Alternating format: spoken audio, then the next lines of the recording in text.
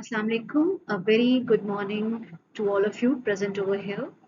I am Dr. Anushi Arjumend JAHAN, currently working as an assistant professor of botany in the botany section of Women's College, ALIGARH Muslim University. This presentation is submitted for the 24th Faculty Induction Program, and today I am going to present my observations, my thoughts on a very beautifully written story entitled The Empty Jar. Now let us start. Now let us start with this story depicts a lesson for the life where a teacher and educator interacts with his students and gave them a lesson for the life by doing a very small activity in the class. What he did, he took an empty glass jar, bring it into the class, and then fill this glass jar with round big stones. And then he asked the students, is it full? The students saw the jar and then they say, some of them they agreed, yes, it is full. Then he moved around here and there and then collected very small size stones and then filled this jar with those small size stones and shake it properly. So all these small stones, they go and occupies the intercellular spaces left by these round big stones. Then he again asked his students, is it full now? Most of them they agreed, yes, now it is full. Then he go outside and bring some sand and then pour that sand into this into this glass jar, and then again he shake this glass jar properly so that the sand reach each and every corner of this glass. So each and every, you can say that each and every bit of this glass jar which is empty, the sand reaches over there and fill it. Now this to all the students, they are satisfactorily agreed that this jar is now full. Then he again asked his students, is it full now? Most of them they agreed. Then he smiled and what he did, he put a cup of tea into this glass. Now each and every student is now fully agreed that this glass jar is full now. Then he asked his students, what did you get from this activity? What the lesson did you get from this activity? He then explained this story or this activity by comparing these stones with our day-to-day life. How he does? Let us see. He compared the large big stones with our family, our children, our health, our friends, which forms a very important part of our life. Without our family, without our children, without our health, we are not going to get fulfillment. There will be a lacuna created. So these are our priority, and we should look after each and every individual of our house, our family members, our kids, and also our health. Without health, we are not being able to do any of the tasks. So he symbolizes these large stones with this family, children, and friends, which forms a very important part of our life. The next, he compared the smaller stones with the less significant things like your job, your house, your car. Though these things are very important, but they are significantly less important than your family, than your friends. I'm not saying that the job is not necessary, the house is not necessary, or the car is not necessary. You can have a struggling life without a job, you can have a struggling life without a house, you can have a struggling life without a car. But you cannot live properly without your family, without your children, without your parents, and without your health.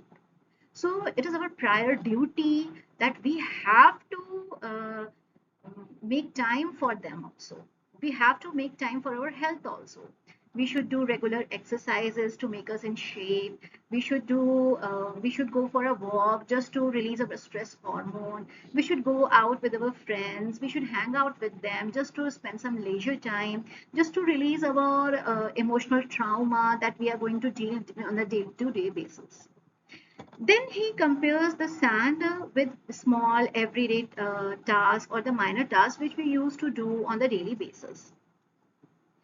So then he asked the students, if this jar is filled with sand first, will the largest stone can take the space. All of them, they said, okay, no, not at all. So again, he depicts that. He said that okay, it is necessary that we have to do the everyday task, but we should not make them on our head that we should forget our family, we should forget our children, and we should forget our health. So it is important to prioritize the things sequentially. For example, the family comes first.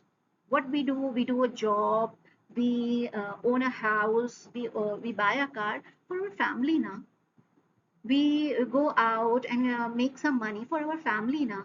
If we are not giving complete time to them, then how can we say that we are doing it for our family? So it is very important that we have to prioritize the things.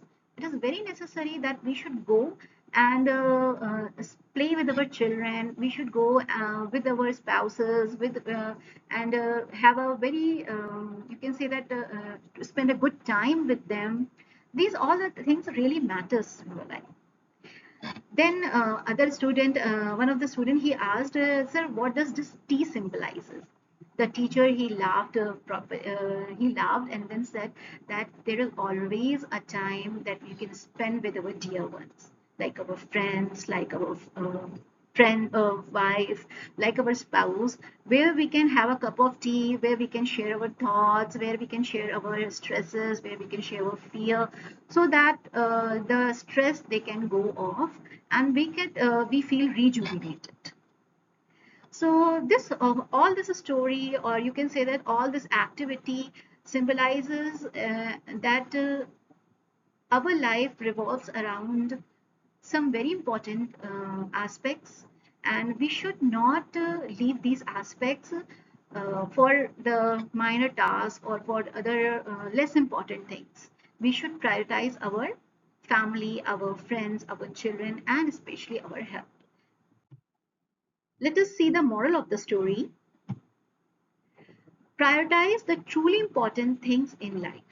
That is your health, that is your family, that is your relationships, and your inner well being. All these things come first without any doubt. If you focus too much on the small, less meaningful task, that is the minor day task, yeah, you can say that the everyday task, you may lose spaces what truly matters. For example, you have to go out and you have to buy certain things for your family. It is important, but you have to spend time with your family also. So, in search of small things, we could lose what the the important things in our life is actually there. And no matter how our life gets busy, we should always make time for the moments of joy, connection, and reflection with our friends, with our spouses, with our family, so that it can refresh our spirit and we feel rejuvenated.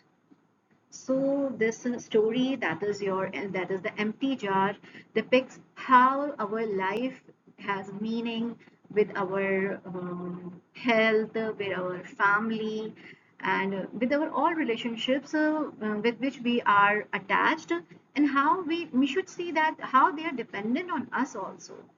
So it is necessary we should think of it, and we should learn things and act accordingly. Thank you. Thank you for listening.